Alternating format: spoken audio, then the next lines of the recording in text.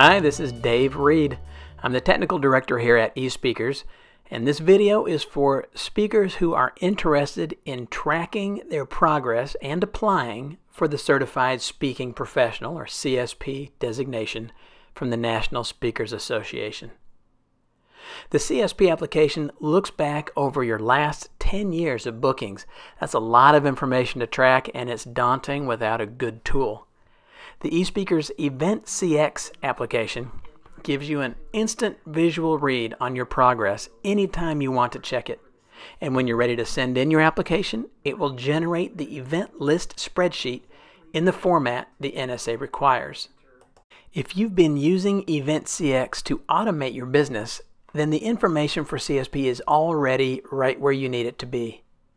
But if you're new to EventCX, you'll need to backfill your calendar by making post-dated entries so that EventCX knows about all the events you performed that will qualify for the CSP.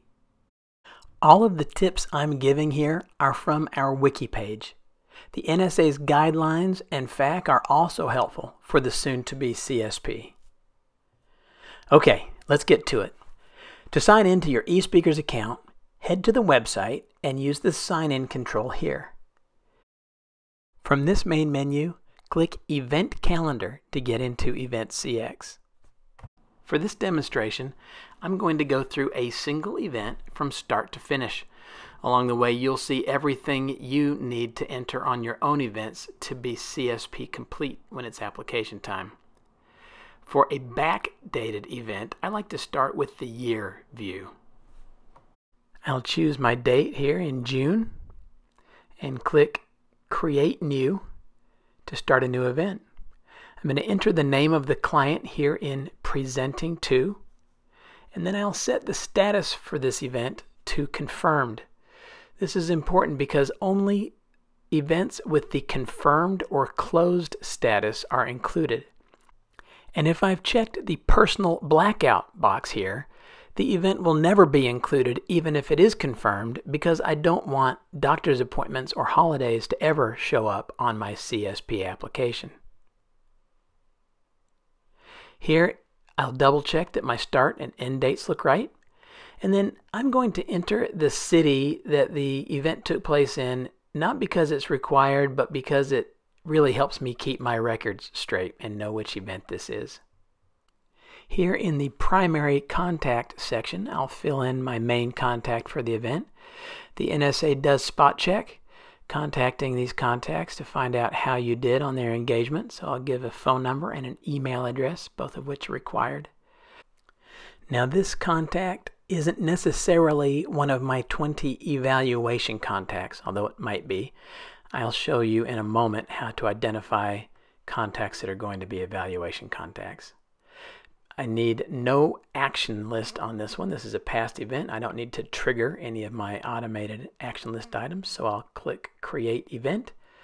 I don't want to notify coworkers in my office, so I'll click No Thanks on this, and my event's created. Now I will enter the rest of the information needed for the CSP application. I'll start here with the event reason, which could be an annual conference, could be a regional managers meeting, or it could be the opening of a new stadium. I'll fill that in here. The event type was on-site. If this had been virtual, I might have chosen video, web, or phone, but this one was on-site, so I'll leave that as is. And that's everything I need to do on this page, so I'll click Save, and we will move on to the Contacts tab. Now you'll notice Brian May, the contact that I entered earlier. Let's say that I decide I do want him to be one of my 20 evaluation contacts that will be asked to fill out a written evaluation. I just click on his contact there and tick this box, CSP Evaluation Contact, and then Save. The NSA requires 20 contacts to be identified as evaluation contacts. I recommend you identify 30 or more. As you know, not everyone will respond and complete your evaluation, and so you need to identify more than the 20 that the NSA requires. Okay, that's it for the Contacts tab. Now let's fill in the money. Here on the Services tab, I'll click Add Service.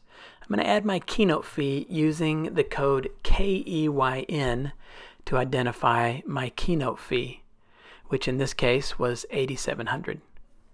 I'll click Add there, and then I'm going to add a second service for my same-day sales.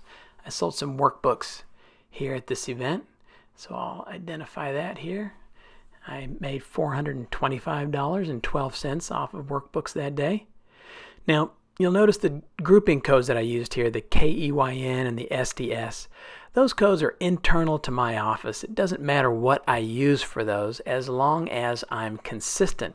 You'll see here in a moment that there's a place where I have to identify which of the grouping codes I used on all my events should be counted toward the CSP's fee requirement. You know, some things like bureau commission fees and travel fees, other material fees don't qualify, and so I need to be consistent in the way that I identify these. All right, moving on to the miscellaneous tab. This is our last stop here. I'm going to enter my presentation title. This is what I spoke on. Then I'm going to enter the audience size. Enter that as a single number. Be sure not to use hyphens or commas or a range. It should just be a plain and simple number. I'll save that. And just one last thing before we leave this screen. You'll notice this checkbox here, performed for salaried job. If this event had been done as a part of a salaried job, if I did this as an employee, then instead of entering any of these services on the Services tab as fees, I would have checked this box, performed for salaried job. That lets the NSA know that my income came from a salary rather than event fees. And you'll see in a moment there's a place where I can identify the salary that I made that year that should be counted toward my fees for CSP. All right, let's get to the fun part. I want to find out how close are we to accomplishing our CSP, to being qualified for it. We want to see our results. I'm going to go up here to My Events and choose CSP Progress Report for Zeke Ridges. That's our demo speaker today. All right, the first thing I see is a little bit more information to fill out before I get to see the actual results. Over here on the left, you remember those grouping codes that we used when we entered our services, our fees? Well, some of those, like expenses paid, don't count toward the CSP fee that I have to collect. Our half-day workshop counts, our keynote fee counts, materials and other costs don't count. You remember I used SDS as a code for same-day sales? So same-day sales count there. I'd leave that checked. Over here on the right is a place for me to indicate any salary that I earned as a speaker during the last 10 years. Now, if you didn't have a job, if you weren't an employee, leave this empty. That's just fine. But in this case, we're going to say that Zeke Ridges spoke in 2013 and 2017, and that he made $100,000 each year, of which 25% of his time was speaking and presenting. So we're going to be able to use a quarter of our salary each of those years toward our earnings for that year. I'll enter $25,000 in 2017, and then I'll go down to 2013, enter $25,000 there as well. And now the moment of truth. I click this big blue button right there to find out how close I am.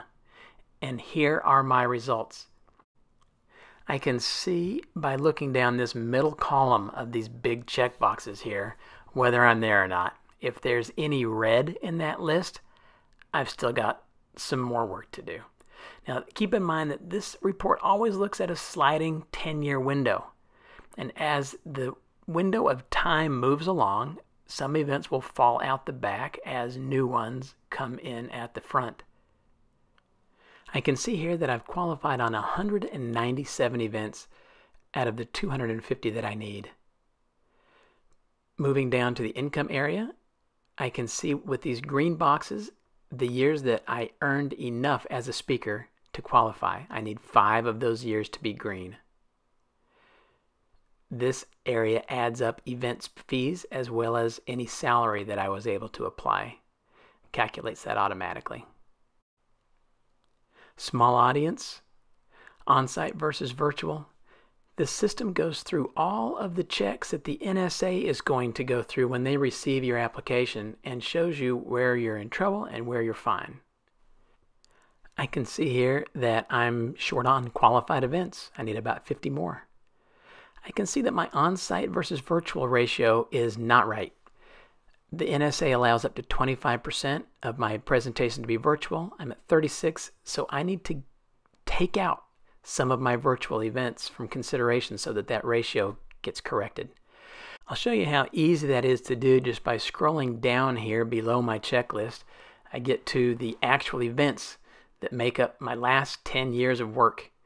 I can sort this table by different columns: date, client, fee. I can bring all the unqualified events to the top so I can see which ones need to be fixed. I can easily go in and fix them.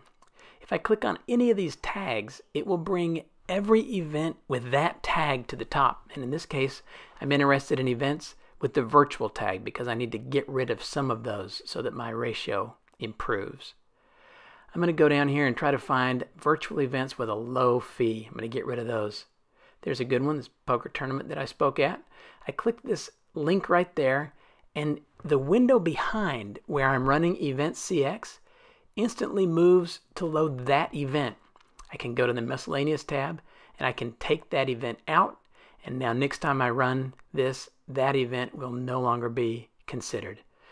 You can see how easy it is to move back and forth between my CSP results and the events underlying them to make corrections, to make changes, to get my ratios where I need them to be, and to spot problem events and fix them. There you go. Everything you need to know to successfully collect all the data, review your progress as often as you want, and finally submit the event list portion of your CSP application. Here at eSpeakers Labs, we hope that getting this done more easily will help you earn your designation faster. Happy speaking!